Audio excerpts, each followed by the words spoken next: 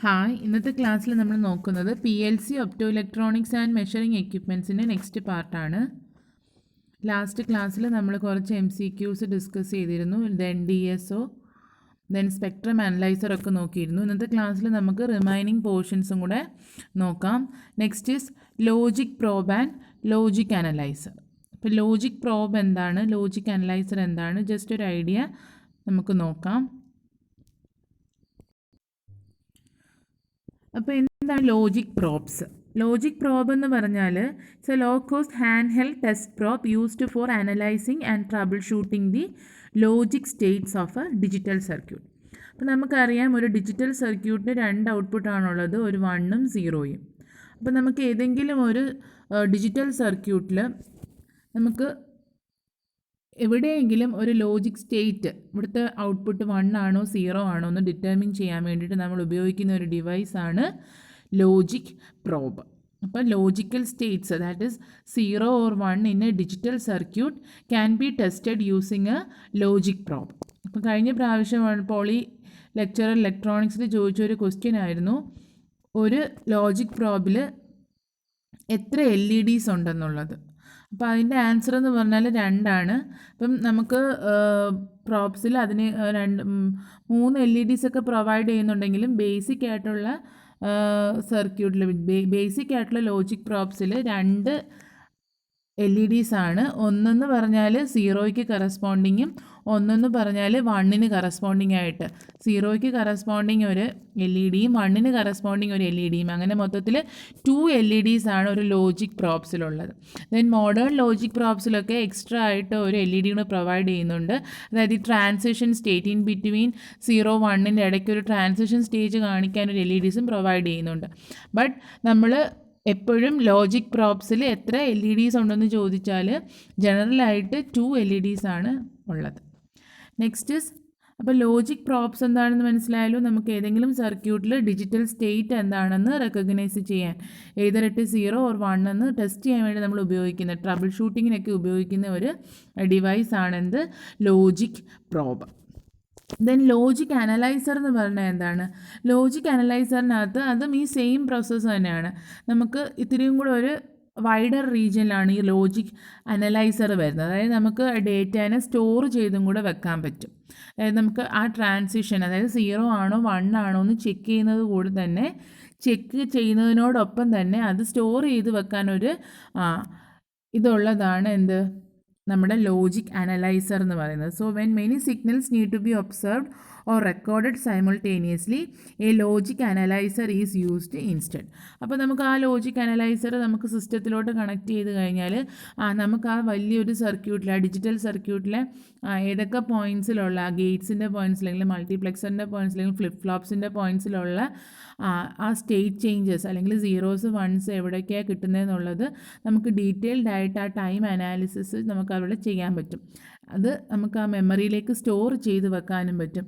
അങ്ങനെ ഒരു ഡിവൈസാണ് എന്ത്, ഈ ലോജിക് അനലൈസർ. അപ്പോൾ അതിൻ്റെ ഒരു ബേസിക് ബ്ലോക്ക് ഡയഗ്രം എങ്ങനെയാണ് ഒന്ന് നോക്കാം. So next is logic state analyser. അപ്പോൾ ലോജിക് സ്റ്റേറ്റ് അനലൈസർ എന്ന് പറയുമ്പോഴത്തേക്കും it's use to monitor or measure the sequence of program and data flow in a sequential processors such as computers and microprocessors. അപ്പോൾ നമുക്ക് ആ ഒരു data flow, ആ sequence of program അല്ലെങ്കിൽ ആ data flow നമുക്കൊരു മെഷർ ചെയ്യാനായിട്ട് ഉപയോഗിക്കുന്ന ഒരു ഡിവൈസാണിത് ലോജിക് സ്റ്റേറ്റ് അനലൈസർ. അതായത് digital states, digital outputs 0s 1s നമുക്ക് മെഷർ ചെയ്യാനായിട്ട് ഉപയോഗിക്കുന്ന ഒരു ഡിവൈസാണിത് logic analyser. Then logic analyzer is an electronic instrument which is used to verify other digital systems. It is designed for the purpose of debugging and troubleshooting. അപ്പോൾ നമുക്കൊരു വലിയ circuit ചെയ്ത് കഴിഞ്ഞതിന് ശേഷം എവിടെയൊക്കെ എറർ ഉണ്ടെന്ന് ഡിറ്റർമിൻ ചെയ്യാൻ, ഡീബഗിങ്ങിനും ട്രബിൾ ഷൂട്ടിങ്ങിനും, എവിടെയെങ്കിലും നമുക്ക് ഔട്ട്പുട്ട് കിട്ടുന്നില്ല എന്നുണ്ടെങ്കിൽ ഒന്ന് ചെക്ക് ചെയ്യാനും ഒക്കെ നമുക്ക് എന്ത് ഉപയോഗിക്കാം, ഈ ലോജിക് അനലൈസർ ഉപയോഗിക്കാം. It is designed for the purpose of debugging and troubleshooting. It has the capabilities to display relative timings of larger number of digital signals. അപ്പോൾ ഒരു ഡിജിറ്റൽ സിഗ്നൽസിൽ നിന്ന് ഒന്നിൽ കൂടുതൽ ഡിജിറ്റൽ സിഗ്നൽസ് ഉണ്ടെന്നുണ്ടെങ്കിൽ ആ ഡിജിറ്റൽ സിഗ്നൽസ് തമ്മിലുള്ള relative timings നമുക്ക് ഇതുവഴി എന്ത് ചെയ്യാം, ഡിസ്പ്ലേ ചെയ്യാം. Analyser detects logic threshold values. അപ്പോൾ അതിനകത്തൊരു ത്രെഷോൾഡ് വാല്യൂ ഉണ്ട്. ആ ത്രെഷോൾഡിനേക്കാൾ വലുതാണ് വരുന്നതെന്നുണ്ടെങ്കിൽ അത് ലോജിക് 1 ആയിട്ട് ഐഡൻറ്റിഫൈ ചെയ്യും. അതിനേക്കാൾ ബിലോ ആണ് വരുന്നതെന്നുണ്ടെങ്കിൽ അത് ലോജിക് 0 ആയിട്ട് ഐഡൻറ്റിഫൈ ചെയ്യും. അപ്പോൾ ഇതാണ് നമ്മുടെ ഒരു ലോജിക് അനലൈസറിൻ്റെ ഒരു ബേസിക് ബ്ലോക്ക് ഡയഗ്രാം. ഇതിനകത്ത് പ്രധാനമായിട്ടുള്ളത് അക്വിസിഷൻ മെമ്മറിയും acquisition memory and analysis and display. അപ്പോൾ ഈ രണ്ട് പാർട്ടാണ് പ്രധാനമായിട്ട് നമുക്ക് ഈ logic analyser compared to logic പ്രോബ്സിൽ വരുന്നത്.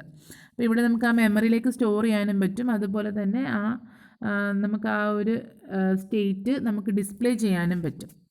അപ്പോൾ അതിനകത്തൊരു ഇൻപുട്ട് പ്രോബ്സ് ഉണ്ട്, then probe buffer sampler and it is connected to the acquisition memory, then analysis display അല്ലേ, അനാലിസിസ് ആൻഡ് ഡിസ്പ്ലേ, ദെൻ കുറച്ച് ക്ലോക്ക് ഫ്രീക്വൻസീസും ട്രിഗർ സർക്യൂട്ടും ഉണ്ട്.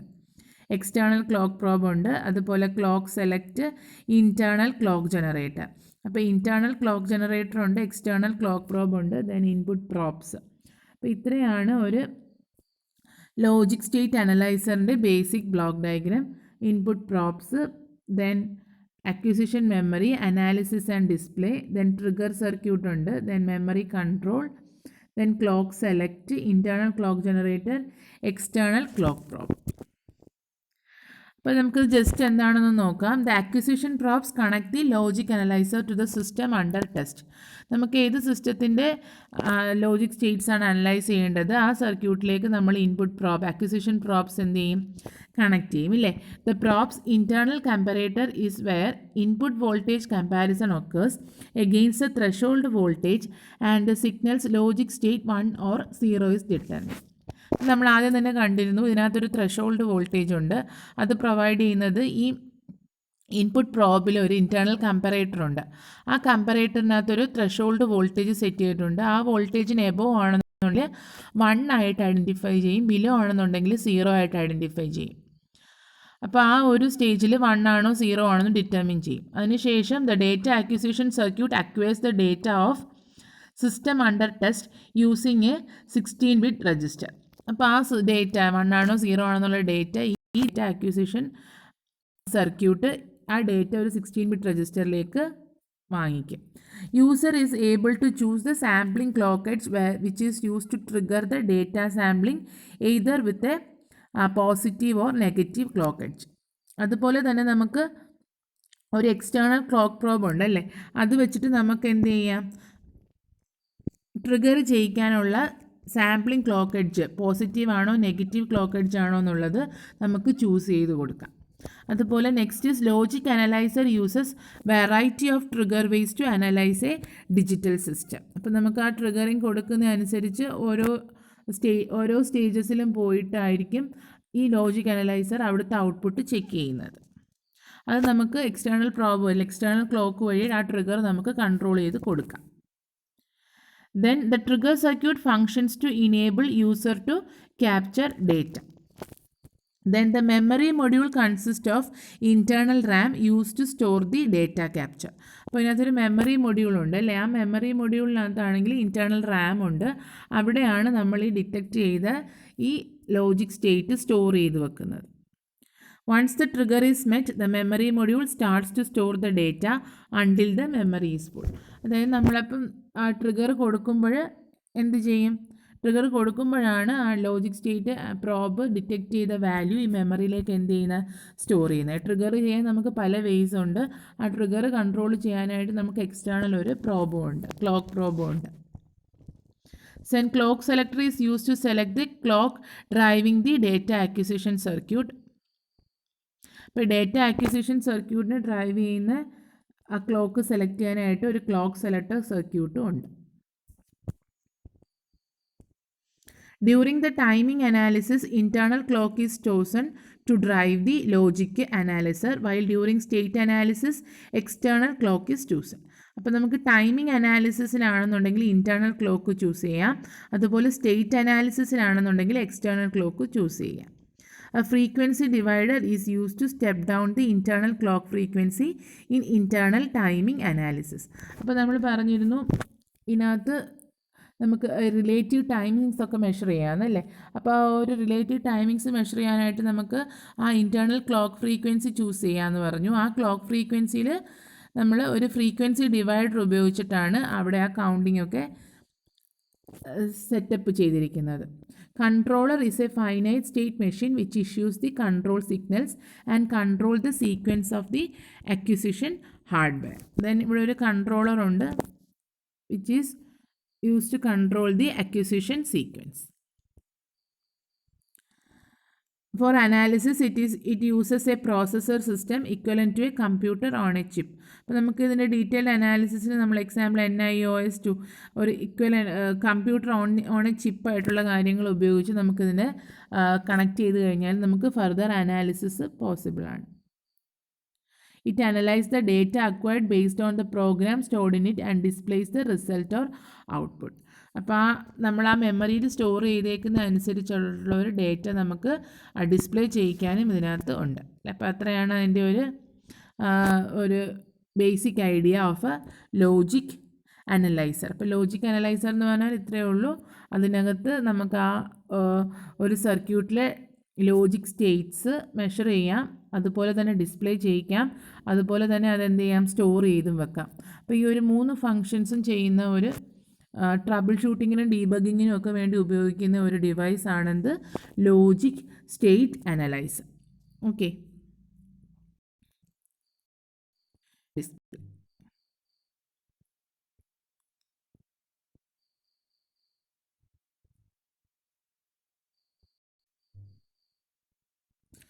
next is LCD display or liquid crystal display.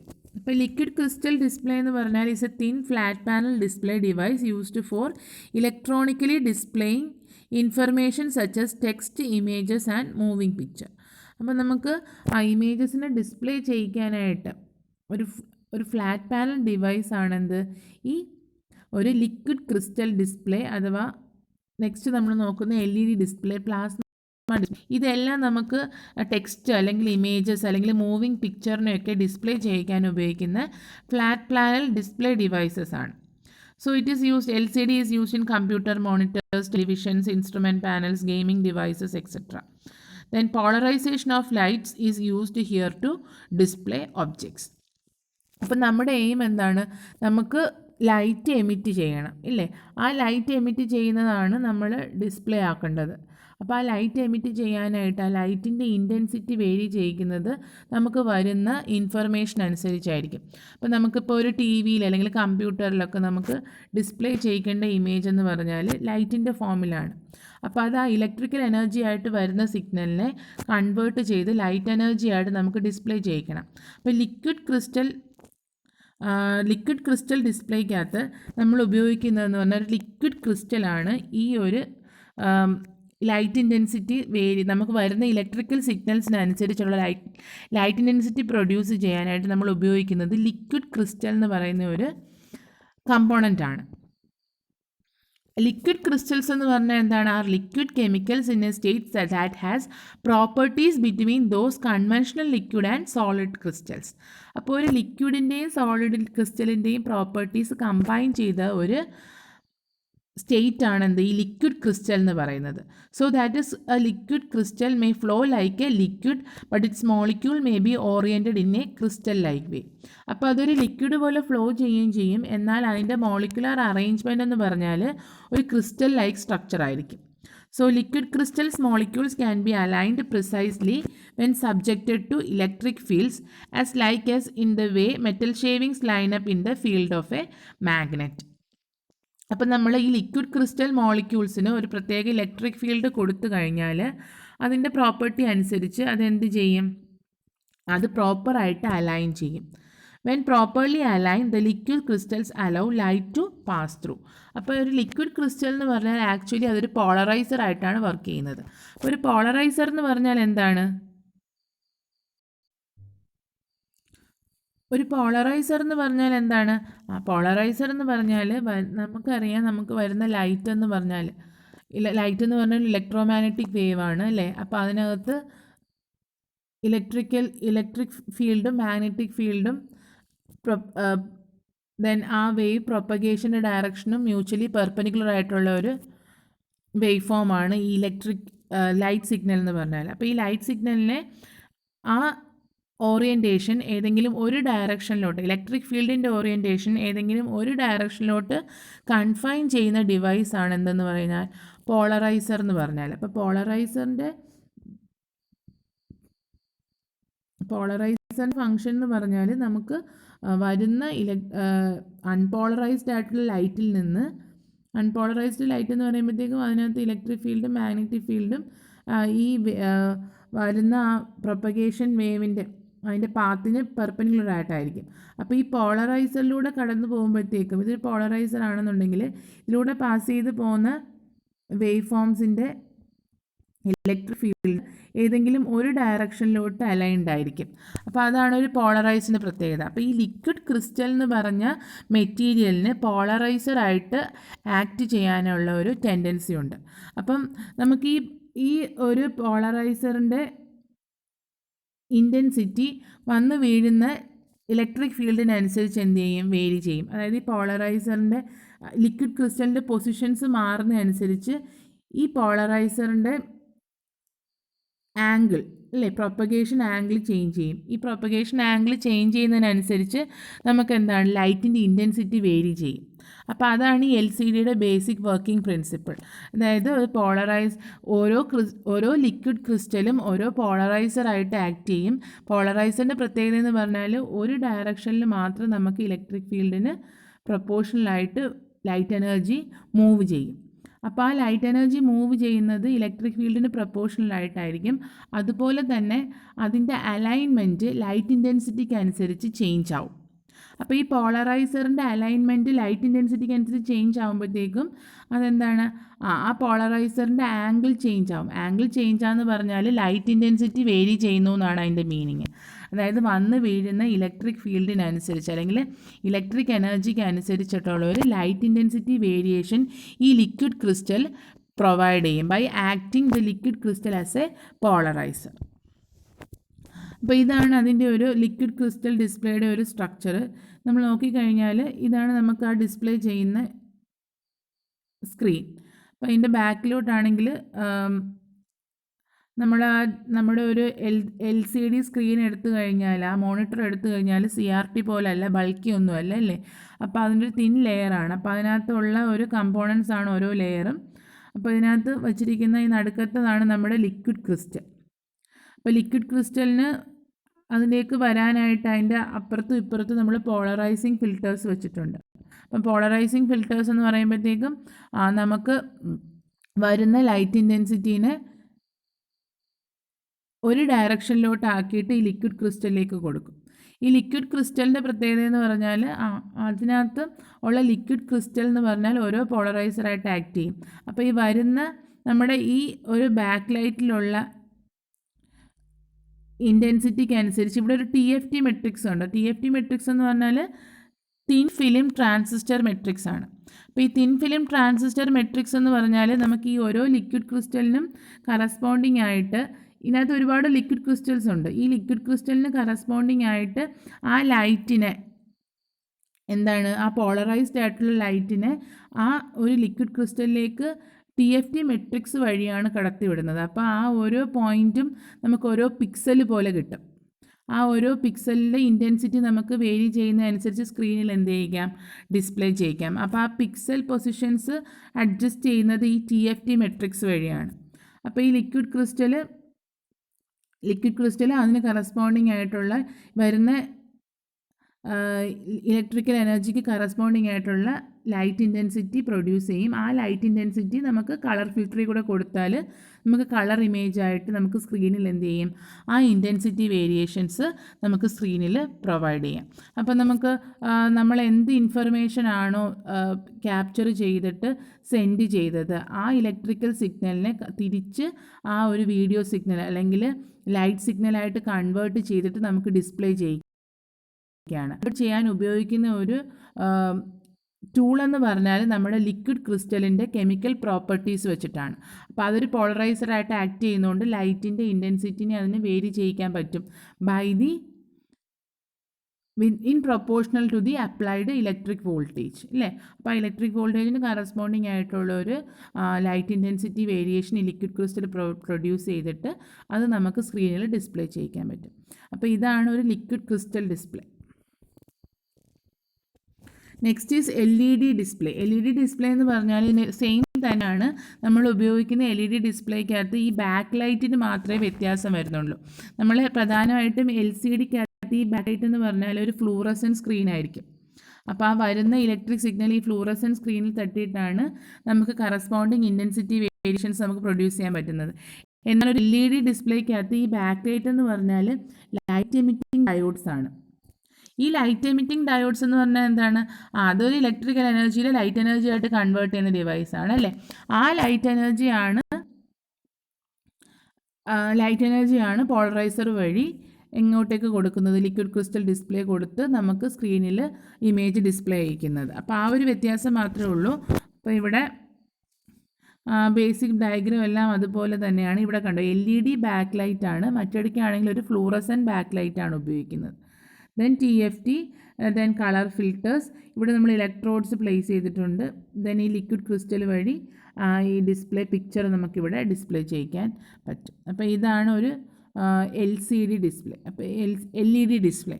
അപ്പോൾ LCD display LED display തമ്മിൽ ആ back ലൈറ്റിൻ്റെ ഒരു ഡിഫറൻസേ ഉള്ളൂ. അതുപോലെ തന്നെ നെക്സ്റ്റ് പ്ലാസ്മ ഡിസ്പ്ലേ. അപ്പോൾ പ്ലാസ്മ ഡിസ്പ്ലേ എന്ന് പറയുമ്പോഴത്തേക്കും അവിടെ നമ്മൾ ഇവിടെ ഉപയോഗിക്കുന്നത് സ്ക്രീൻ ഇലുമിനേറ്റ് ചെയ്യാൻ നമ്മൾ ഉപയോഗിക്കുന്നത് ഒരു bit of plasma or charged gas ആണ്.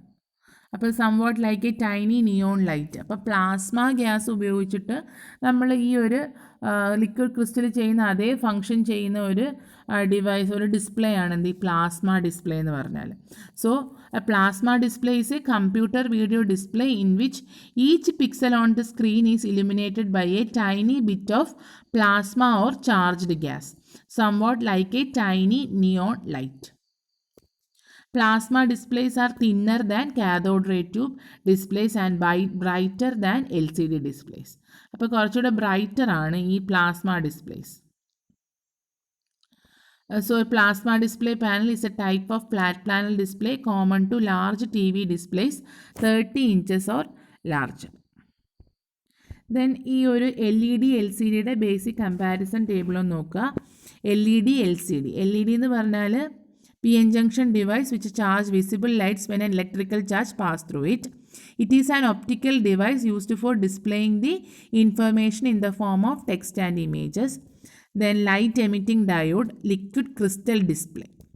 Then backlight എന്ന് പറഞ്ഞാൽ നോ ബാക്ക്ലൈറ്റ്, അല്ലെങ്കിൽ ഇവിടെയാണെന്നുണ്ടെങ്കിൽ ഇവിടെ LED തന്നെയാണ് ബാക്ക് ലൈറ്റ് ഉപയോഗിക്കുന്നത്. ദെൻ ഇവിടെയാണെന്നുണ്ടെങ്കിൽ cathode fluorescent lamp provides the back light. അത് LED തന്നെ ആയതുകൊണ്ടാണ് അങ്ങനെ റെഫർ ചെയ്യുന്നത്.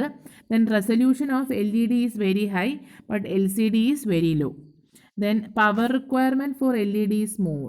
അപ്പം പവർ റിക്വയർമെൻറ്റിൻ്റെ കേസിൽ LEDക്ക് മോർ പവർ വേണം, എന്നാൽ LCDയുടെ പവർ ലെസ് ആണ്. Then display area is small, display area of LCD is large. Cost high ആണ് LEDക്ക്, LCDയുടെ കോസ്റ്റ് ലോ ആണ്. ദെൻ മെറ്റീരിയൽ എന്ന് പറഞ്ഞാൽ ഗാലിയം ആർസനൈഡ് ഫോസ്ഫൈഡ് ആണ്. ഇവിടെ നമ്മൾ ഉപയോഗിക്കുന്നത് liquid crystals and glass electrodes ആണ്. സ്വിച്ചിങ് ടൈം ഫാസ്റ്റ് ആണ്, സ്വിച്ചിങ് ടൈം സ്ലോ ആണ്. അപ്പോൾ ഈ ഒരു കമ്പാരിസൺ ടേബിൾ പഠിച്ചു വെക്കുക. അപ്പോൾ റെസൊല്യൂഷൻ കൂടുതൽ LEDക്കാണ്, പക്ഷേ കോസ്റ്റും കൂടുതലാണ്. പവർ റിക്വയർമെൻറ്റ് കുറവും LEDക്കാണ്. ഓക്കെ, പക്ഷേ കോസ്റ്റ് ഇത്തിരി കൂടുതലാണ്. റെസൊല്യൂഷനും അതുപോലെ ഹൈ ആണ്. ദെൻ സ്വിച്ചിങ് ടൈം ഫാസ്റ്റാണ്. ദെൻ LEDക്ക് direct current do not effects reduces life span. അപ്പോൾ അതൊരു ഇമ്പോർട്ടൻറ്റ് പോയിൻ്റാണ്. LED വർക്കിങ്ങിന് നമ്മൾ DC ഉപയോഗിക്കും, പക്ഷേ LCDക്കാണെന്നുണ്ടെങ്കിൽ അത് ലൈഫ് സ്പാൻ കുറയ്ക്കും, DC ആണ് ഉപയോഗിക്കുന്നതെന്നുണ്ടെങ്കിൽ. So contrast ratio for LED is low but LCD is high. Mercury not used in LED but used in LCD. അപ്പോൾ ഈ ഒരു ടേബിൾ അപ്പോൾ ഇതിനകത്ത് കൂടുതലായിട്ടും ഈ ഒരു ടേബിൾ ഓഫ് കമ്പാരിസൺ പഠിച്ചാൽ നമുക്ക് പ്രീവിയസ് ഇയർ ക്വസ്റ്റ്യൻസ് നോക്കിക്കഴിഞ്ഞാൽ ആ ഒരു കമ്പാരിസൺ രീതിയിലാണ് ഇത് ചോദിക്കുന്നത്. അപ്പോൾ ഈ ഒരു ടേബിൾ ബൈ ഹാർട്ട് ചെയ്ത് വെക്കുക. ഏതാണ് റെസൊല്യൂഷൻ കൂടുതൽ, റെസൊല്യൂഷൻ കുറവ്, പവർ റിക്വയർമെൻറ്റ് കൂടുതൽ ഏതിനാണ്, അതുപോലെ cost, then switching time, display area, അതുപോലെ DC എഫക്റ്റ് ചെയ്യാത്തത് LED ആണ്. എന്നാൽ DC കൊടുത്താൽ ലൈഫ് സ്പാൻ കുറയുന്നത് LCDക്കാണ്. So contrast ratio low in LED and high in LCD. Mercury is not used in LED but used in LCD. അപ്പോൾ ഒരു comparison ടേബിളും കൂടെ ഒന്ന് നോക്കി വെക്കുക. നെക്സ്റ്റ് നമുക്ക് കുറച്ച് electro optical effect is produced in LCD. So electro optical effect ആണ് LCDക്കകത്ത് പ്രൊഡ്യൂസ് ചെയ്യുന്നത്. And electric field induced by a small electric voltage can change the orientation of molecules in a layer of liquid crystal and thus affect its optical property. Such a process is termed as electro optical effect and it forms the basis for LCDs. അപ്പോൾ ആ LCDയുടെ full കാര്യം അവിടെ ഉണ്ട്. ആ electro optical effect വെച്ചിട്ടാണ് അത് work ചെയ്യുന്നത്. Next, the direction of electric field in an LCD is determined by. അപ്പോൾ ഇലക്ട്രിക് ഫീൽഡ് ഇൻറ്റൻസിറ്റി ഇനി LCD ഡിറ്റർമിൻ ചെയ്യുന്നത് എന്തുകൊണ്ടാണ്? The molecules chemical structure. അപ്പോൾ മോളിക്യൂൾസിൻ്റെ കെമിക്കൽ സ്ട്രക്ചറാണ് നമ്മൾ ആദ്യം തന്നെ ഡിസ്കസ് ചെയ്തിരുന്നു. LCDയുടെ ബേസിക് വർക്കിംഗ് നോക്കിയപ്പോഴത്തേക്കും the direction of electric field in an LCD determined by the molecules chemical structure. അപ്പോൾ അങ്ങനെ ഒരു കെമിക്കൽ സ്ട്രക്ചറുള്ള പ്രോപ്പർട്ടി ഒബേ ചെയ്യുന്ന ഒരു ലിക്വിഡ് ക്രിസ്റ്റലിനെയാണ് നമ്മൾ എടുത്തിരിക്കുന്നത്. അപ്പോൾ അതാണ് അതിൻ്റെ answer, the molecules chemical structure. Next question, the first LCDs became commercially available in 1960s. Next question, LCD operate from a voltage ranges from. അപ്പോൾ അത് നോക്കി വെക്കുക. LCDയുടെ വോൾട്ടേജ് റേഞ്ച് എന്ന് പറഞ്ഞാൽ 3 to 15 വോൾട്ടാണ്. 3 to 15 volt. അതുപോലെ അവിടെ ഓർത്തിരിക്കേണ്ട ഒരു കാര്യമാണ് അതിൻ്റെ ഫ്രീക്വൻസി റേഞ്ച് 30 to 60 ഹെർട്സ് ആണ്. അപ്പോൾ അതിൻ്റെ ഫ്രീക്വൻസി റേഞ്ച് എന്ന് പറഞ്ഞാൽ 30 to 60 ഹെർട്സും അതിൻ്റെ വോൾട്ടേജ് എന്ന് പറഞ്ഞാൽ 3 to 15. അപ്പോൾ ഒരു 3യുടെ മൾട്ടിപ്പിൾസ് ആയിട്ടാണ് അല്ലേ.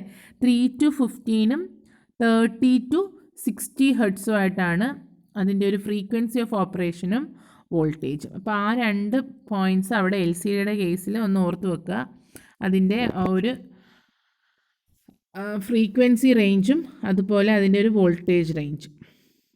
Then in 7-segment display, how many LEDs are used? നമുക്കറിയാം അല്ലേ, 7-segment ഡിസ്പ്ലേക്ക് നമുക്ക് 7 LEDs ആണ് ആവശ്യം അല്ലേ.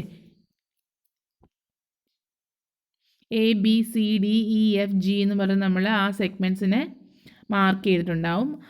ഓരോ ലെറ്റർ പ്രൊഡ്യൂസ് ചെയ്യേണ്ടപ്പോഴത്തേക്കും നമുക്ക് ആ ഓരോ ലൈൻസ് ആയിരിക്കും ബ്രൈറ്റർ ആവുന്നത്. Next, what is the back plane in LCD? അപ്പോൾ LCDയിലെ ബാക്ക് പ്ലെയിൻ എന്താണ്? അതൊരു ഇമ്പോർട്ടൻറ്റ് ക്വസ്റ്റ്യൻ ആണ്. What is back plane in LCD? The AC voltage applied between segment and a common element. So the AC voltage applied between a segment and a common element is called back plane. അപ്പോൾ ആ back plane എന്ന് പറഞ്ഞാൽ എന്താണ്? The AC voltage applied between segment and a common element in which each segment is driven by an XOR. അപ്പോൾ അതൊന്ന് നോക്കി വെക്കുക. What is the back plane in LCD?